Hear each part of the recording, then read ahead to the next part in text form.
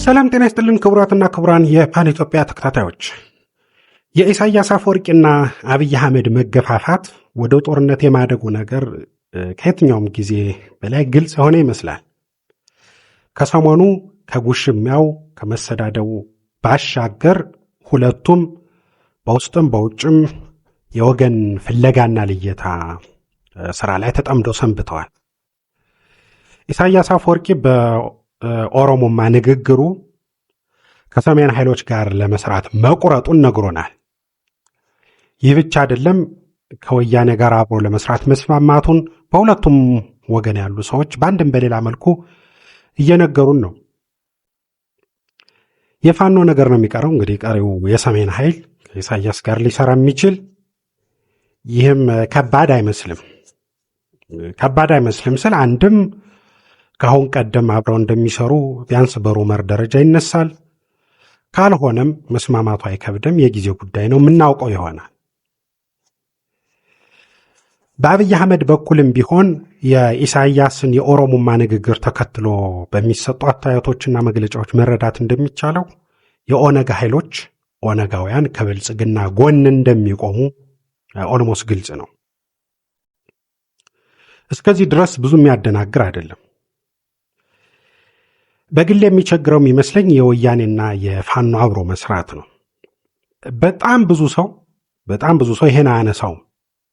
ብዙ ሰው የሚያነሳው እንዴት ህወሓትና ሻዕቢያ አብረው ለመስራት ሊስማሙ ይችላሉ የሚለውን ነው። እንዲያው እነ ጌታቸው ረዳ ጭምር በጣም በተደጋጋሚ የሚሉት እንዴት ከሻዕቢያ ጋር ይላሉ። ሰው የሁኔታዎች እስረኛ ነው። ፖለቲካ ሲሆን ደግሞ የበለጠ ግልጽ ይሆናል።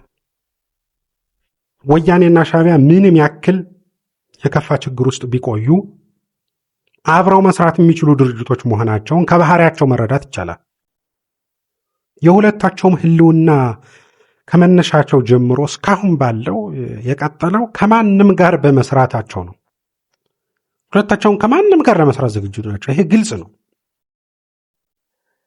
አሁን ደግሞ በተለይ ህወሓት ያለፈውን የ2 ዓመት ጦርነት ከመንግስት በተሻለ ቁመና ሆኖ ማሸነፍ ያልቻለውን ጦርነት መጪውን ማሸነፍ እንደማይችል እሱ ብቻ ሳይሆን ማንም ያውቃል። ስለዚህ ከማንም ጋር ለመስራት ቢፈልግ ምንም የሚያከራክር የሚገርም ነገር አይደለም። ሻዕቢያም ቢሆን ያው ሁሌ እንደሚያደርገው ዓላማው ግልጽ ነው። አሁን ውጥረት አለበት። የተጋረጠበት አደጋ አለ። እሱን ለማክሸፍ ለማስተንፈስ ከማንም ጋር ለመስራት ዝግጁ ነው። የሚያዋጣውም እሱን ነው። አጠገቡ ያለ ህወሓት ነው። ስለዚህ አብረው ይሰራሉ። ተስማምተዋልም፣ ነግረውናልም። የፋኖና የሻዕቢያ ጥምረትም የሚገርም አለም። በአንድም በሌላም በኩል እንግዲህ በኢትዮጵያዊነት እና በመሳሰሉ ዙሪያዎች የተሰባሰቡ የሰሜን ኃይሎችን በተለይ በቅርብ ጊዜ ኢሳያስ ሲያግዝ መቆየቱ ይታወቃል። እንግዲህ ከፋም ልማም ቢያንስ ቦታ በመስጠት ስለዚህ እሱም ሊሆን የሚችል ነገር ነው። ትልቁ ጥያቄ የሚመስለኝ ህወሓትና ፋኖ አብረው መስራት ይችላሉ ወይ የሚለው ነው። ይህን ስል ካሳለፉት ነገር ተነስቼ ሳይሆን ከመጪው ዕቅዳቸው ከዓላማቸው አንጻር ሊሆን የሚችል ነው ወይ የሚለውን ነው ማንሳት የፈለኩት። እንግዲህ የፋኖና የህወሓት አብሮ መስራት ነገር በተለይ በጎጃም ፋኖ ዙሪያ በተሰባሰቡ ሰዎች እየተነሳ የሚገኝ ጉዳይ ነው። ይህ ነገር በጣም አስቸጋሪ ነው። በጣም አስቸጋሪ ነው ስል እንደው ከወልቃይት ከራያ ጋር በተያያዘ አይደለም። ማለት እሱ በጣም ቀላሉ ጉዳይ ሊሆን ይችላል። ከዛ የቀደሙ ጉዳዮች ብዙ አሉ። አንዱ የፕራዮሪቲ ጉዳይ ነው። ፋኖ አሁን ባለበት ደረጃ እንኳን ከህወሓት ጋር ከሌሎች ውጭ ኃይሎች ጋር ለመስራት የሚያስብበት ቁመና ላይ ነው ወይ? የጊዜው ጉዳይ እንደዛ ሊሆን ይችላል። አደጋው እሱን ሊነግረው ይችላል። ጥሩ ነው። ብቻውን መጋፈጥ እንደማይችል ከመንግስት ጋር መዋጋት እንደማይችል ማመኑ ጥሩ ነው። ግን ከሌሎች ኃይሎች ጋር ለመስራት የሚያስችል ቁመና ላይ ነው ወይ ፋኖ? በቅድሚያ የውስጥ ችግሩን መግፋት ማስተካከል አልነበረበትም ወይ ነው። አንዱ እንዲያውም እኮ በፋኖ መካከል ችግር እየፈጠረ ያለው ከህወሓት ጋር እንስራ የሚለው እንደሆነ እንሰማለን። ስለዚህ ከፕራዮሪቲ አንጻር የፋኖና የህወሓት አብሮ የመስራት ነገር ገና ይመስላል። ገናም ነው። እሺ ይሄን ጉዳይ ምናልባት እንግዲህ የጎጃም ፋኖች እንደሚነግሩን አብዛኛው ፋኖ በእነሱ ዙሪያ ተሰባስቧል። ስለዚህ በውስጥ ያለው ችግር ያን ያክል እንደሚያሳስብ አይደለም፣ ጥቂቶች ነው የቀሩ፣ ይመቷቸዋል፣ የሚያስወግዷቸዋል ብለን ብናስብ፣ ፋኖ ወደ አንድ ተሰባስቧል ብለን ብናስብ እንኳን አሁን አፋብኃ ወደሚሉት ከህወሓት ጋር አብሮ መስራት የሚያስችል ዓላማዎች አሏቸው ወይ የሚለው ደግሞ በጣም ወሳኙ ጉዳይ ይመስለኛል። አሁንም እንዳልኩት የራያና የወልቃይትን ነገር እንርሳውና ለጊዜው እንተውና ወያኔ ተገንጣይ ድርጅት መሆኑን ተገንጣይ ቡድን መሆኑ ይታወቃል። ይኸው ከ2 ዓመት ባነሰ ጊዜ የትግራይን ሪፐብሊክ አውጃለሁ እያለ ነው። ታዲያ ፋኖ ከህወሓት ጋር ሲሰራ ይህንን የወያኔን ዓላማ ተቀብሎ ነው? እሱስ የራሱን ሀገር ለመስራት ነው ለመፍጠር ነው የሚዋጋው?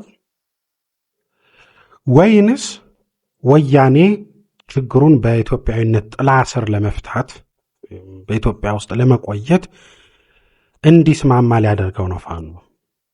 ይህ ግልጽ መሆን አለበት። ምክንያቱም እስካሁን የምናውቀው ፋኖ የኢትዮጵያን ባንዲራ ከክንዱም ካፈሙዙም ጠልፎ እየተዋጋ የአማራን ችግር በኢትዮጵያ ጥላ ስር ለመፍታት የሚታገል ድርጅት መሆኑን ነው፣ የሚታገል ስብስብ መሆኑን ነው የምናውቀው እንግዲህ በፋኖ በኩል። ስለዚህ ይሄ እንዴት ብሎ ይሄዳል? እንደው ከመነሻው ሊመለስ የሚገባው ነው። በጣም ሊመለስ የሚገባው ጉዳይ ነው። እንግዲህ እናስረስም እነ ይልቃለም ሌሎችም በጎጃም ፋኖች ዙሪያ የተሰባሰቡ ሰዎች እየወጡ በተደጋጋሚ አብሮ ስለመስራት እየነገሩ ነው። ይሄ ነገር ላይ ይገባል። እነ ይልቃል ጌትነት ከእነ ቴዎድሮስ ጸጋዬ ጋር እያወሩ ነው እነዚህን ጉዳዮች በተደጋጋሚ። እንግዲህ ያለፈውን ጦርነት ያደረግነው የ2 ዓመቱን ጦርነት ያደረግነው ትግራይን ሀገር ለማድረግ ነው እያሉ በይፋ ከሚናገሩ ሚዲያዎች ጋር ነው።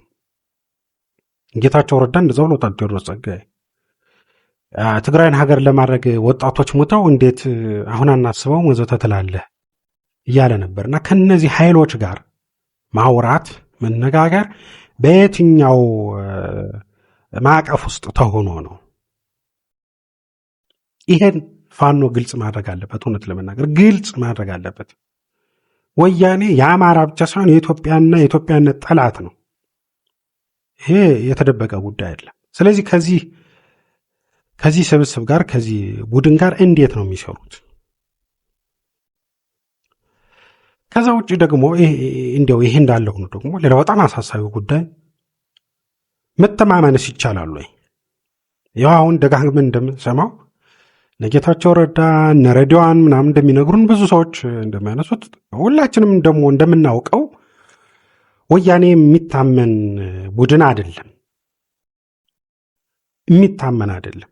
ይህን ይልቃል ምንም ማድረግ አይችልም፣ ማንም ምንም ላድርግ ቢል የጋራ ችግራችን ላይ ዘምተን ካሸነፍን በኋላ ከመሰባሰብ ውጭ ምንም አማራጭ የለም አይነት ነገር ይላሉ። እውነት ወያኔ ከሆነ ጦርነት ከሆነ ውጊያ በኋላ የሆኑ ቦታዎችን ከያዘ በኋላ እኔ ሀገር ለመሆን ነው የተዋጋሁት ይዣለሁ ቢል ይህንን ሐሳቡን በጉልበት ፋኖ መቀልበስ ይችላል ወይ? በመጀመሪያ መስማማት ይቻላል ወይ? ሲቀጥል ደግሞ ስምምነቱን እንዲያከብር ወያኔን የሚያስገድድ አቅም ፋኖ አለው ወይ? ይህ ሊታወቅ ይገባል። ነው ወይስ እንደተለመደው እንግዲህ የአማራ ኃይሎች አሁንም ሊሸወዱ ወያኔ በጣም ቸግሮታል፣ የግድ አጋር ይፈልጋል፣ እነሱን በሆነ ሽፋን ውስጥ አጭበርብሮ የሆነ ዓላማውን ሊያሳካ። በነገራችን ላይ ለውስጣዊ ክፍፍላቸውም ወያኔ አስተዋጽኦ እያደረገ እንደሆነ ወሳኝ ሰዎችን እየገደልና እያስገደል እንደሆነ በጣም ብዙ ሰዎችም ያነሳሉ። እና ይሄ ሊነሳ የሚገባው ጉዳይ ነው። የፋኖ ሐሳብ የፋኖ ትግል በወያኔ ዓላማ ስላለመጠለፉ ምን ያክል እርግጠኛ መሆን ይቻላል? በነገራችን ላይ ይሄ ከሆነ ደግሞ በጣም በጣም ትልቅ አደጋ ነው። ነው ወይስ ደግሞ ይሄ ሁሉ እንደው ሆኖ ወይ ከዚህ ሁሉ ባሻገር እንደው የፋኖና የወያኔ ሰዎች ወይም ደግሞ የጎጃምና የመቀሌ ሰዎች የሚሆን መስሏቸው የሚቃጁት ነገር ነው ወይ? ሳይጨበጥ መሬት ላይ የወረደ ነገር ሳይኖር የሚቃዡት ነገር ነው ወይ? አብሮ የመስራቱ ነገር። ምክንያቱም አሁን በየጊዜው የምንሰማው አርሚ ሰባም ተባለ ምንም ተባለ፣ ከሱዳንም መጣ ከሽሬ የተነሳ ተባለ፣ ወልቃይትን ለመውረር እየተዘጋጀ ነው ወያኔ ይባላል።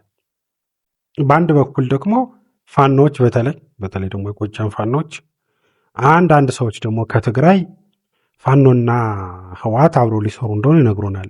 ይሄ ባለበት ሁኔታ መሬት ላይ የወልቃይት አደጋ ባለበት ሁኔታ ራያም በእነሱ የተያዘበት ሁኔታ አብረን እንሰራለን የሚለው ነገር ቅዠት አይደለም ወይ ነው? ወይስ ማጭበርበር ማስፈራራት ነው? ዝም ብለው ላያደርቁት እስቲ እንደው እናስደንብራቸው አይነት ነገር ነው ወይ? እና ሊለይ የሚገባ ይመስለኛል። በጣም ብዙ ትርምስ፣ ብዙ ችግር፣ ብዙ ውጥረት እየፈጠረ ያለ ጉዳይ ነው ይሄ ነገር። በተለይ በአማራ ኃይሎች መካከል ብዙ ችግር እየፈጠረ ያለ በመሆኑ ግልጽ ሊሆን ይገባል። በአማራ ትግል መስዋዕትነት የማይከፍል ሰው የለም። ሁሉም ሰው በአንድም በሌላ መልኩ ዋጋ እየከፈለ ነው። አማራ ለዘመናት ተጨቁኖ ተደቁሶ ከኖረ በኋላ በብዥታ እንግዲህ በመደናገር ውስጥ ከከረመ በኋላ ለመጀመሪያ ጊዜ እንግዲህ ነፍጥ አንስቶ እየታገለ ነው። ይህ ትግል፣ ይህ የተከፈለ መስዋዕትነት አንድ የሆነ ነገር ሳይጨበጥበት እንዳይቀር፣ መክኖ እንዳይቀር በስክነት ሊታሰብበት ይገባል። ከውጭም ከውስጥም ባሉ ችግሮች ተጠልፎ ለትካዜ እንዳይዳረገን፣ ወደ ሌላ ዙር መወቃቀስ እና ጸጸት፣ ቁጭት ውስጥ እንዳይጥለን የምር ሊታሰብበት የሚገባ ይመስለኛል። በተለይ የአማራ ኃይሎች የውስጥ መገፋፋቱን ትቶ ሰክኖ ከማንም ጋር መስራት ለግባችን ይጠቅመናል ወይ ያደርሰናል ወይ ብሎ በስክነት መነጋገር፣ መቀራረብ፣ ማውራት ያስፈልጋል ብዬ አስባለሁ። ሊጠራ ይገባል። እንግዲህ ሁላችንም ይህን እንጠይቅ። ይጥራ፣ በቃ ይጥራ፣ እንወቀው። ተቀበልነውም አልተቀበልነውም ሆነም አልሆነም ያለውን ነገር እንወቀው። እንዲያው በገደምዳሜ ከሚሆን ለማለት ነው። ለማንኛውም እንግዲህ እስቲ የሆነውን እናያለን። ሁኔታዎች የበለጠ ኢንቴንሲታቸው እየጨመረ ይመስላል። እንግዲህ በጉዳዩ ላይ እየተከታተልን እንደ አስፈላጊነቱ የምንመለስበት ይሆናል። ስለተከታተላችሁ አመሰግናለሁ። መልካም ጊዜ